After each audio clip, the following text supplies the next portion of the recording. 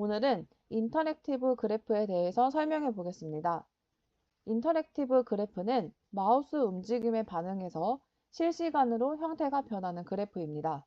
오른쪽으로 마우스를 이렇게 조금씩 움직이다 보면 오른쪽 위 상단에 몇 월 며칠 삼성전자와 SK하이닉스의 주가가 어떻게 변했다 이렇게 표시를 할 수 있는 그래프입니다.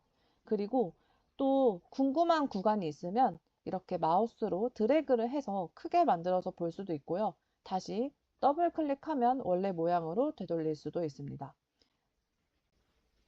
그럼 아래서 인터랙티브 그래프를 그려보도록 하겠습니다. 일단 제목만 써놓을게요. 인터랙티브 그래프. 인터랙티브 그래프를 그리기 위해서는 패키지의 설치가 필요합니다. install.packages 쓰고 plotly 해서 plotly 이렇게 써서 를 먼저 합니다. 저는 이미 설치가 되어 있는 상태고요. 라이브러리 해서 plotly를 활성화시키도록 하겠습니다. 그리고 그래프를 그릴 거니까 ggplot2라는 패키지를 활성화시키도록 하겠습니다. ggplot2 컨트롤 엔터. 먼저 점 그래프를 그려보고 하나하나 실습해 보도록 하겠습니다. 우리는 데이터를 선택해야 되는데요. 스트럭처 해서 mpg라는 데이터를 한번 살펴보겠습니다. mpg라는 데이터가 뭐였었냐면 이 mpg 데이터는 어느 회사에서 만들었는지, 모델은 뭔지, 그리고 배기량, 제조 연도, 실린더 개수, 그리고 변속 기어가 자동인지 수동인지 알려주고 있고요. 구동 방식이 전륜인지 후륜인지 이렇게 알려주고 있습니다. 그리고 연비도 이렇게 나와 있네요. 이 데이터를 가지고 점 그래프를 한번 그려보도록 하겠습니다. 물론 인터랙티브 그래프를 그린다는 말이죠. 자, 그러면 ggplot이라고 쓰고 데이터는 mpg로 하겠다. 그리고 에스테틱을 설정해야겠죠? X축에는 디스플, Y축에는 연비 이렇게 쓸 거고 색깔별로 한번 나타내 보도록 하겠습니다. 색깔은 구동 방식을 기준으로 한번 그려보도록 할게요. 자, 그 다음에 더하기. 우리는 점 그래프를 그리려고 했으니까 지온, 포인트 이렇게 쓰면 되겠죠. 컨트롤 엔터 눌렀습니다. 자, 그러면 이것처럼 그래프를 그릴 수 있어요. 근데 여기에서는 우리가 원래 그래프를 그렸던 방식으로 그냥 그렸던 거잖아요. 그래서 이 그래프를 P라는 이름으로 받아온 다음에 인터랙티브 그래프로 변환을 한번 시켜보겠습니다. ggplotly 라고 쓰고요. plotly 맞죠? 그리고 P 이렇게 넣습니다. 컨트롤 엔터 눌러볼게요. 그러면 이렇게 그래프가 바뀌었습니다. 이렇게 마우스를 점 위에다가 하나씩 올려놓을 때마다 배기량이 얼마인지, 연비가 얼마인지, 그리고 구동 방식은 어떤지 이렇게 마우스를 움직일 때마다 점에 대해서 하나씩 설명을 해주고 있죠. 그래서 이렇게 인터랙티브를 활용한 점 그래프도 그릴 수 있습니다. 이번에는 막대 그래프를 그려볼게요. 막대 그래프도 마찬가지로 쉽게 그릴 수 있습니다. 똑같이 ggplot 해서 그래프를 먼저 그려보도록 하겠습니다. 이번에는 우리가 잘 알고 있는 다이아몬드 데이터를 이용해 보겠습니다. 마찬가지로 에스테틱을 써야겠죠. 자, 이 X에는 컷 모양을 쓸 거고요. 필에는 클리어리티 이렇게 쓰도록 하겠습니다. 그 다음 더하기. 우리는 막대 그래프를 그리려고 했으니까 지옴, 바 이렇게 쓰면 되겠죠. 지옴, 바 쓰고 여기에다가 우리 포지션을 하나 넣을 거예요. 포지션은 이제 기본값은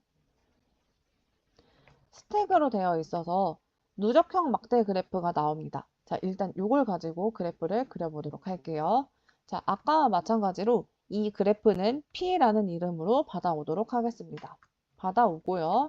ggplotly 쓰고 여기다가 P 활성화시켜서 그래프를 그려보겠습니다. 그러면 이런 방식으로 누적된 그래프가 나타나요. 누적형 막대 그래프입니다. 이게 기본값이고요. 여기다 써볼게요.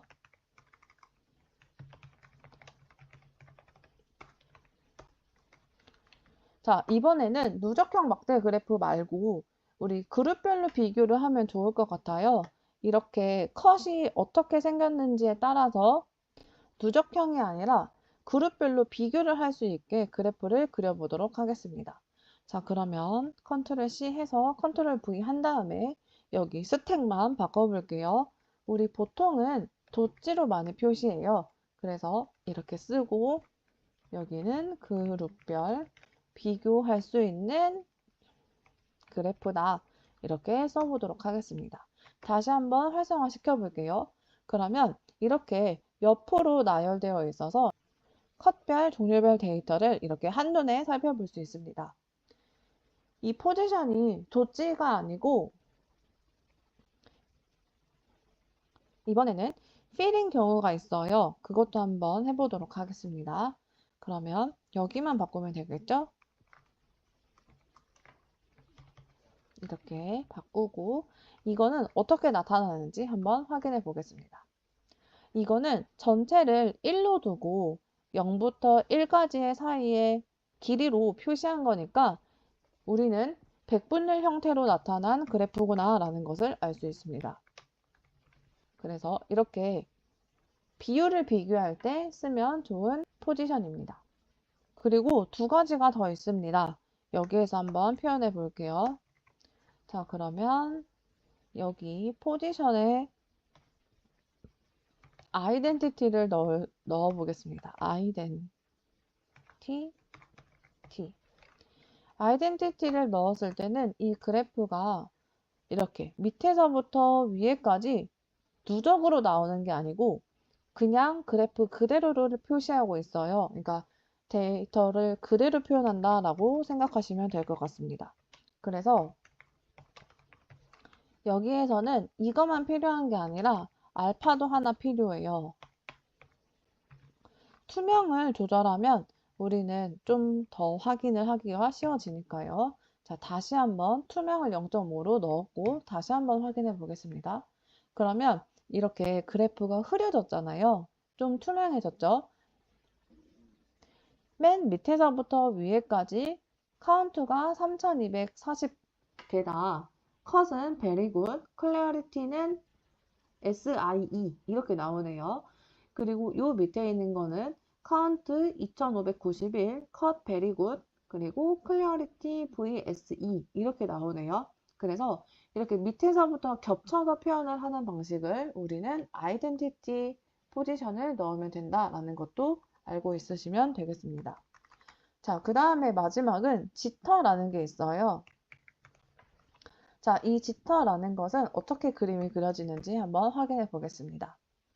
이렇게 흐트러져 있는 모습이네요. 그래서 우리는 위치를 흐트린다. 이렇게 표현할 수도 있겠습니다.